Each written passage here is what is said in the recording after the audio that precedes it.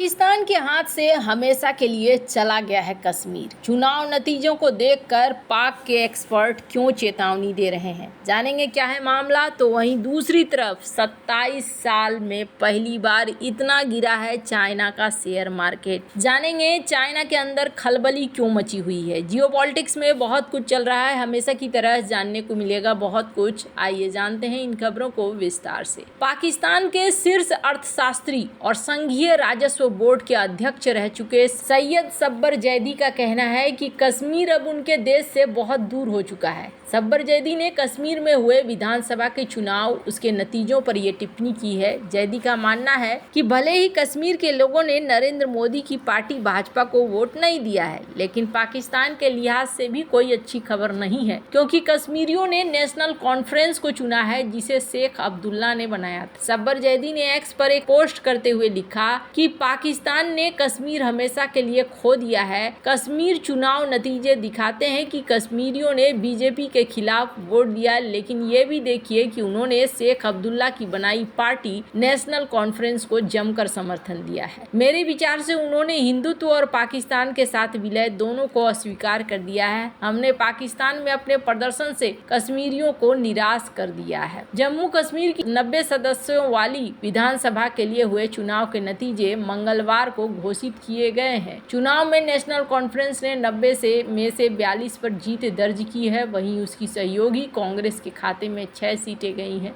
BJP ने Jammu reason की 29 सीटों पर जीत दर्ज की है। पीडीपी और दूसरे पार्टियों का कोई खास प्रभाव नहीं छोड़ सकी है। कश्मीर में चुनाव पर न सिर्फ भारत बल्कि पाकिस्तान और दुनिया भर की निगाह थी। इसकी वजह यह थी कि जम्मू कश्मीर में यह चुनाव 10 साल बाद हुआ था। कश्मीर का राज्य का दर्जा खत्म किए जाने और केंद्र शासित प्रदेश बनाए जाने के बाद यह पहला विधानसभा चुनाव था। एक्सपर्ट का मानना है कि कश्मीर के लोगों ने जिस तरह चुनाव जोश के साथ हिस्सा लिया, उसने कहीं न कहीं पाकिस्तान की मीडिया और सरकार को परेशान किया है। एक्सपर्ट का मानना है कि कश्मीर के लोगों ने जिस तरह चुनाव जोश के साथ हिस्सा लिया, उसने कहीं न कहीं पाकिस्तान की मीडिया और सरकार को परेशान किया है। जम्मू कश्मीर विधानसभा चुनाव के लिए 3 चरणों में वोटिंग हुई। इस चुनाव में कश्मीर में 63.45% का मतदान हुआ। कश्मीर में लंबे समय बाद इस तरह का उत्साह चुनाव के लिए देखा गया। इस चुनाव में लोगों ने कहीं भी वोटिंग का बायकॉट नहीं किया है, जैसा पहले कुछ इलाकों में देखा जाता था। इस पूरे घटनाक्रम ने पाकिस्तानियों को परेशान कर रखा है। उनको लगता है कि अब पाकिस्तान के लिए कश्मीर में समर्थन ढूंढना मुश्किल होगा, और इसी बात को ये कह रहे हैं। वैसे आपको बता दूं, चाहे कुछ भी हो, इनके कई सारे स्पीच आप देखेंगे ना तो दंग रह जाएंगे। इस बात को ये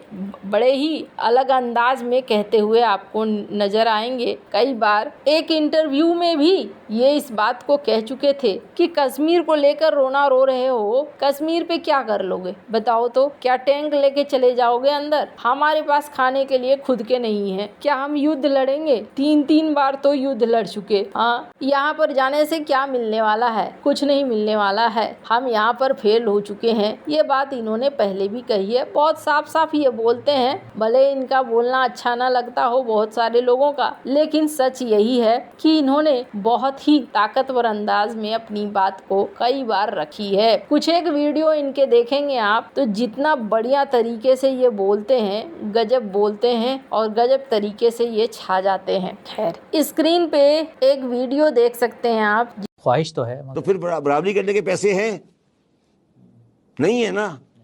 तो ये जो मैंने शुरू में बात की थी, ये प्रवाहित दिमाग से निकाल दो कि हम इंडिया से लड़ सकते हो। ये मान लो कि नहीं लड़ सकते। हाँ, अगर वो हमारे ऊपर हमला करेंगे तो हम बम चला देंगे, ये इस डिटरेंस है हमारे पास। मगर ये हम अगर कह दें कि हम उतने ही टैंक लेंगे, हम उतनी। इस वीडियो में आपको देखने को मिलेगा कि ये किस तरीके से अपनी बातें रखते हैं और अपनी बातों से ये सामने वाले का मुंह ही बंद करा देते हैं। खैर, जहाँ एक तरफ ये सब कुछ चल रहा है, वहीं दूसरी तरफ आखिरकार वही हुआ जो हम लोग सोचा कर रहे थे। पानी के बुलबुले की तरह फूट पड़ा है चाइना। खैर, जहाँ एक तरफ ये सारा सीन हुआ, चाइना को लेकर कुछ ज्यादा ही हवा चली। चीन के शेयर बाजारों में लगातार 10 दिन से जारी तेजी पर ब्रेक लग गया और ये ब्रेक ऐसा लगा है कि भरभरा कर गिरा है। चीन की सरकार ने इकोनॉमी में जान फूंकने के लिए बड़े प्रोत्साहन पैकेज की घोषणा की थी। इसके बाद भारत से विदेशी निवेशकों ने भारी बिकवाली करके चीन में पैसा लगाया था, लेकिन आशंका जताई जा रही है कि चीन की हवाई घोषणाओं का जमीन पर असर देखने को नहीं मिलेगा। इनमें Invesco limited, JP Morgan assets management, HSBC global private banking and wealth and Nomura ने भी इस बात को कहा था। एक हफ्ते की छुट्टी के बाद मंगलवार को जब चीन के बाजार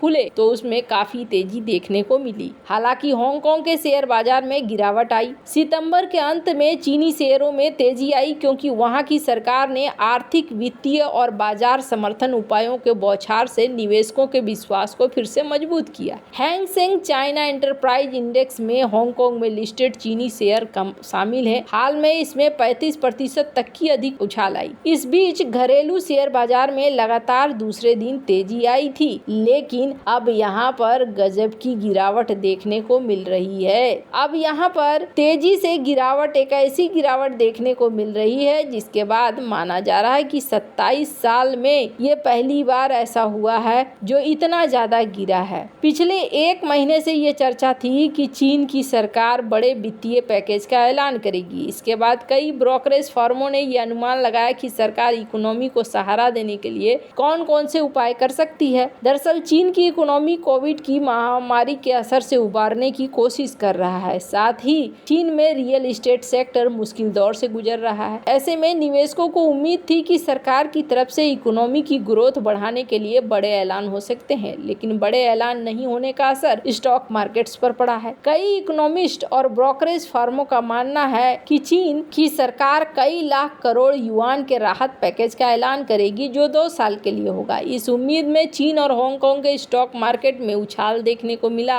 और काफी अच्छा हुआ। लेकिन ये ध्यान में रखना जरूरी है कि इतना चढ़ने के बाद कहा गया 9 गुना ज्यादा ट्रेडिंग होने लगी, लेकिन चीन में ये जो ग्रोथ हुआ, इस ग्रोथ का अब असर नहीं दिख रहा है। उन्होंने कहा था यहाँ पर आएगा पैकेज, पर ऐसा हुआ नहीं। चीन में सितंबर में इकोनॉमी की ग्रोथ बढ़ाने के लिए जिन उपायों का ऐलान हुआ था उनका रियल एस्टेट मार्केट पर पॉजिटिव असर नहीं दिखा। रियल एस्टेट मार्केट में लोगों के करीब 18 लाख करोड़ डॉलर डूब जाने का अनुमान है। कुछ एक्सपर्ट्स ने कहा है कि सरकार की तरफ से बड़े राहत पैकेज के ऐलान के उम्मीद में मार्केट में जरूरत से ज्यादा तेजी आई। उन्होंने ये भी कहा कि अगर राहत पैकेज का ऐलान नहीं हुआ तो बाजार की ये तेजी नहीं टिक पाएगी। ठीक वैसा ही हुआ और यहाँ पर देखने को मिला कि जैसे ही ये खुला वैसे 11% गिर गया और थोड़ा संभलने के बाद 9.41% में ये गिरा है। कुछ इंटरनेशनल ब्रोकरेज फर्म तो ये भी कह रहे हैं कि नहीं, अभी जो है यहाँ पर आप पैसे लगा सकते हैं, लेकिन हो सकता है कि बाद में ये चीजें ठीक हो। वहीं कुछ का कहना है कि नहीं, अभी यहाँ पर गड़बड़ है, यहाँ पर पैसे लगाना लॉन्ग टर्म के लिए ठीक नहीं है। कुछ समय के लिए एक अलग बात है, लेकिन लॉन्ग टर्म के लिए ठीक नहीं है। पर इन सब के बीच में अगर भारत की बात करें तो भारत का असर यहाँ पर देखने को मिल रहा है। भारत